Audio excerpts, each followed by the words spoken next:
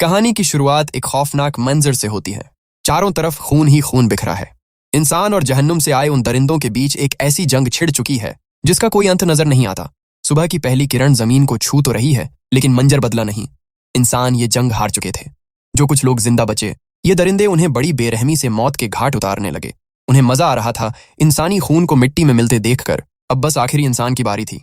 मौत उसके सर पर खड़ी थी, लेकिन तभी ठीक 2 सेकंड पहले वहां एक अनजान वॉरियर की एंट्री हुई। ये वॉरियर बाकी सबसे बिल्कुल अलग दिख रहा था। बिना किसी आर्मर के वो इतनी फुर्ती से लड़ रहा था कि उन दरिंदों को संभलने का मौका तक नहीं मिला। उसके हाथ में एक ऐसी तलवार थी जो किसी भी आम हथियार से कहीं ज्यादा तेज और खतरनाक थी। जब उसने सबका सफाया कर दिया तो उस बचे हुए सिपाही की जान में जान आई। उसने बड़े भरोसे के साथ वॉरियर का शुक्रिया अदा किया, लेकिन तभी माहौल बदल गया। वो वॉरियर उसकी मदद करने नहीं, बल्कि उसके पास बचा कुचा सोना चुराने आया था। उसने उस सिपाही से गोल्ड का वो आखिरी टुकड़ा भी छीन लिया। उन्हीं चीजों के बीच एक चांदी का सिक्का भी मिला जिस पर कुछ अजीब सा लिखा हुआ था। सिपाही ने गिड़गिड़ाकर रिक्वेस्ट की कि कम से कम वो सिक्का अपर सेक्टर्स तक पहुंचा दे, मगर इस वॉरियर ने उसकी एक न सुनी। उसने वहां गिरे हर एक सिपाही को लूटा और पूरा माल लेकर अपने घोड़े पर सवार हो गया। उसका सफर अब एक ऐसे शहर की तरफ था जो यहाँ से कई दिनों की दूरी पर था। कई दिन भटकने के बाद वो आखिरकार एक शहर पहुंचा और सीधा वहां के एक मयखाने टैवर्न में चला गया ताकि अपनी प्यास बुझा सके और कुछ पेट भर खा सके। मयखाने में लोगों की कोई कमी नहीं थी। हर कोई उसे चुपचाप खाना खाते देख रहा था। कुछ की नजरें उसके माल पर थीं, तो कुछ डर के मारे पास आने की हिम्मत भी नहीं कर रहे थे। खाते खाते उसने वही चांदी का सिक्का निकाला जो उसने उस सिपाही से छीना था। उसे गौर से देखा तो समझ आया कि ये कोई आम सिक्का नहीं, बल्कि एक ऐसा जादू था जिसके बारे में वो कुछ नहीं जानता। लेकिन अभी उसका लंच खत्म भी नहीं हुआ था कि वहां एक खौफनाक 3 सरों वाला दरिंदा आ धमका। उसने आते ही चिल्लाकर वो ताबीज वापस मांगा और धमकी दी कि अगर वापस नहीं किया तो अंजाम बुरा होगा। दरिंदे की वो घिनौनी शक्ल देखकर सबके होश उड़ गए, मगर अपना वॉरियर जरा भी नहीं घबराया। उसने वहीं पड़ी एक कुर्सी उठाई और दे मारी दरिंदे के मुंह पर, फिर लड़ने के लिए सीधा बाहर मैदान में निकल गया। उसने अपनी वही तेज धार तलवार घुमाई, पर तभी उसे एहसास हुआ कि ये काम इतना आसान नहीं होने वाला। उस दरिंदे की खाल किसी सख्त पत्थर जैसी थी। तलवार का उस पर कोई असर ही नहीं हुआ। उल्टा जब दरिंदे ने पलटकर पहला हमला किया तो वॉरियर की वो मशहूर तलवार ही बीच से टूट गई। लेकिन किस्मत ने साथ दिया। तलवार का एक टूटा हुआ टुकड़ा उसके हाथ लग गया और मौका देखते ही उसने दरिंदे के एक सर पर जोर से वार किया। इस बार वो उसके जिस्म के पार हो गया। एक सर के मरते ही दरिंदा थोड़ी देर के लिए ठिठक गया और वॉरियर को वहां से भागने का मौका मिल गया, क्योंकि बिना तलवार के वो उससे नहीं जीत सकता था। पीछे से उस दरिंदे की गर्जने की आवाज आई। उसने साफ कह दिया कि अब नरक की हर बला उसका पीछा करेगी जब तक वो ताबीज वापस नहीं मिल जाता। वॉरियर समझ गया कि ये मुसीबत उसके बस की नहीं है, इसलिए उसने पीछा छुड़ाने के लिए ताबीज को दूर फेंक दिया। मगर तभी एक चमत्कार हुआ। वो उसे जितनी दूर फेंकता वो ताबीज घूम फिर कर वापस उसकी जेब में आ जाता। जैसे दोनों की किस्मत एक दूसरे से जुड़ चुकी थी। अब उसके पास कोई रास्ता नहीं बचा था सिवाय ये पता लगाने के कि आखिर ये सब है क्या। सच तो ये है कि ताकत की असली सजा उसे पाना नहीं, बल्कि उसे कभी छोड़ ना पाना है।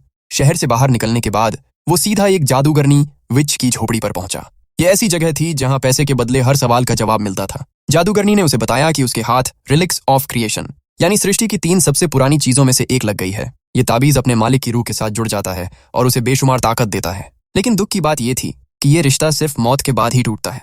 उस पल के बाद वो चांदी का सिक्का महज एक सिक्का नहीं रहा, वो एक अनदेखी जंजीर बन गया। अब इस बंधन को तोड़ने का सिर्फ एक ही रास्ता था। उसे दुनिया के उस कोने तक जाना होगा जहां का कोई नक्शे में जिक्र तक नहीं, यानी खतरनाक अनजान इलाके। अपनी पीछा करती मौत से बचने के लिए उसके पास यही एक चारा बचा था। सफर के पहले ही दिन ये वॉरियर, जिसे दरिंदे स्टॉकर कहकर बुलाते हैं, एक घने कोहरे में फंस गया। ये धुंध उसे एक ऐसी गुफा के अंदर ले गई जहां हर तरफ इंसानों और राक्षसों के कंकाल बिखरे पड़े थे। देखकर लग रहा था जैसे यहाँ कोई भयानक जंग हुई हो, या फिर किसी ने अपने अगले खाने का इंतजाम यहाँ कर रखा था। अगले ही पल उसका सामना हुआ वहां के असली मालिकों से। ये रेत में रहने वाले सैंडवर्म्स का एक भूखा झुंड था जो गुफा में कदम रखने वाली हर चीज को पल भर में छट कर जाते। लेकिन इसी भगदड़ में स्टॉकर की नजर कोने में रखे एक संदूक पर पड़ी। वहां उसे एक बौना राक्षस ड्वार्फ डेमन मिला जो मदद के लिए गिड़गिड़ा रहा था। उसका नाम था दुदाव। स्टॉकर ने उसकी जान बचाई और अब दुदाव पर उसका कर्ज चढ़ चुका था। मतलब अब स्टॉकर को एक नया साथी मिल गया। दुदाव को उस जगह के रास्ते अच्छे से याद थे, इसलिए वो स्टॉकर को बाहर निकलने के लिए गाइड करने लगा। अब वो दोनों एक टीम बन चुके थे, कम से कम तब तक जब तक दुदाव अपना एहसान न चुका दे। दुदाव ने ताबीज पर लिखी उस अजीब सी लिखावट को पहचान लिया। उसने बताया कि ये मोर्टियन है, एक ऐसी शक्तिशाली भाषा जो कब की खत्म हो चुकी है, लेकिन उसका जादू आज भी उतना ही असरदार है। स्टॉकर को वो भाषा पढ़नी तो नहीं आती थी, लेकिन उसे अपने पुराने उस्ताद मास्टर पर पूरा भरोसा था। वही इस राज को सुलझा सकते थे। मगर अभी वो आगे बढ़ने का सोच ही रहे थे कि तभी उन्हें घोड़ों के दौड़ने की आवाज सुनाई दी। दरिंदों की एक पूरी टोली वहां आ धमकी। वो लोग सीधा इन्हीं के लिए आए थे। उन्हें उस ताबीज की महक जो आ रही थी। अब मामला थोड़ा गंभीर हो चुका था। स्टॉकर के पास ना तो कोई अच्छी तलवार थी और ना ही दुश्मन कम थे, इसलिए उसने वहां से निकलने में ही भलाई समझी। शायद एक एक करके उन्हें मारना आसान होता। इसी बीच दुदाव ने एक पुरानी रूह स्पिरिट को जगाया ताकि वो दरिंदों का ध्यान भटका सके, लेकिन किस्मत ने साथ नहीं दिया। ये प्लान उल्टा पड़ गया और वो रूह उन दुश्मनों को सीधा स्टॉकर के पास ले आई। उन दरिंदों का लीडर सामने आया। उसका नाम था जोटैक।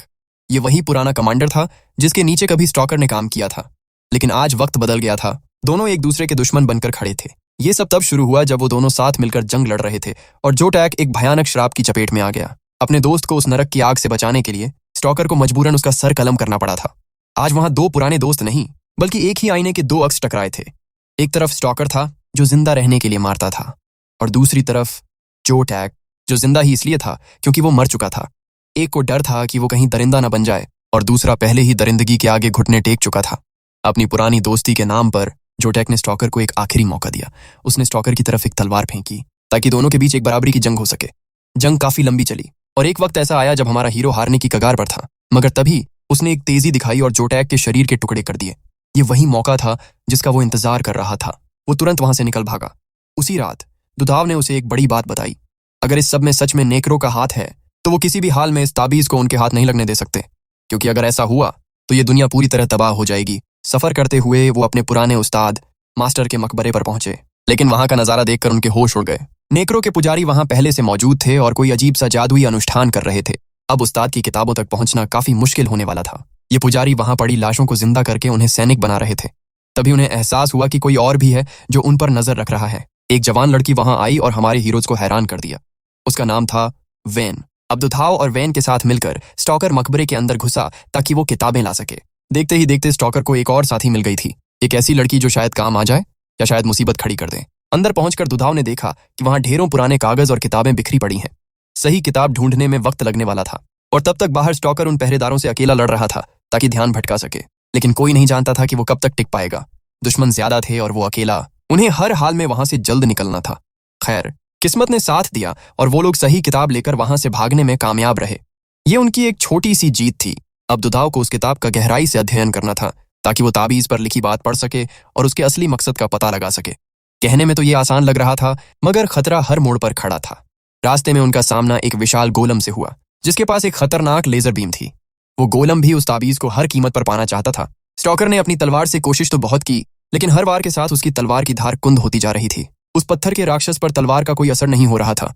वो गोलम पूरा ठोस पत्थर का बना था, मगर स्टॉकर की नजर उसके शरीर पर बनी एक लिखावट पर पड़ी। उसने बिना वक्त गंवाए उस सील को खींचकर उखाड़ दिया, जिसके बाद उसे गोलम का दिल साफ नजर आने लगा। बस फिर क्या था, उसने दिल पर वार करके उसे हमेशा के लिए ढेर कर दिया और गोलम मिट्टी में मिल गया। ये उनकी मंजिल की तरफ एक और बड़ा कदम था। दूसरी तरफ उन पुजारियों ने जोटैक का टूटा हुआ हाथ फिर से जोड़ दिया, लेकिन अब वो पहले जैसा इंसान नहीं रहा था। उसके शरीर में अजीब व गरीब हथियार और गैजेट्स लगा दिए गए ताकि वो स्टॉकर का पूरी तरह खात्मा कर सके। खैर, स्टॉकर को इसी बीच उस ताबीज की एक खास बात पता चली। जब भी कोई खतरा पास आता, वो ताबीज चमकने लगता। इससे उन्हें अपने दुश्मनों के आने का पहले ही अंदाजा हो जाता। लेकिन एक मुसीबत अभी भी थी। ये दुश्मन वक्त के साथ और भी ज्यादा ताकतवर और खतरनाक होते जा रहे थे। अब वक्त था दुधाव को काम पर लगाने का, इसलिए स्टॉकर ने उसे एक चारे की तरह इस्तेमाल किया। पूरे 6 दिनों की कड़ी मेहनत के बाद आखिरकार दुधाव ने ताबीज पर लिखे उन रहस्यमयी शब्दों को पढ़ ही लिया। उस ताबीज के अंदर एक सदियों पुरानी भविष्यवाणी प्रोफेसी छुपी थी। पता चला कि यह ताबीज सिर्फ ताकत पाने का जरिया नहीं है, बल्कि ये एक रास्ता दिखाने वाला कंपास है। ये रास्ता जाता है दुनिया के सबसे शक्तिशाली हथियार की तरफ, एक ऐसा हथियार जिसे लाइट ऑफ टैलेंट कहा जाता है। इसमें इतनी ताकत है कि ये पूरी दुनिया पर राज कर सके या फिर इसे बुराई से हमेशा के लिए बचा सके। अब खेल और भी बड़ा हो चुका था। प्रोफेसी पूरी सुनने के बाद दुधाव ने स्टॉकर के सामने एक बड़ी शर्त रखी। उसने कहा कि वो स्टॉकर को इस ताबीज की अनदेखी जंजीर से आजाद तो कर सकता है, लेकिन फिर वो उस शक्तिशाली तलवार तक पहुंचने का रास्ता हमेशा के लिए खो देंगे। अब फैसला स्टॉकर के हाथ में था, या तो वो अपनी आजादी चुने या फिर इस खतरनाक सफर को जारी रखे। स्टॉकर ने बिना ज्यादा सोचे अपनी आजादी को चुना। अगली सुबह जब आंख खुली तो मंजर बदल चुका था।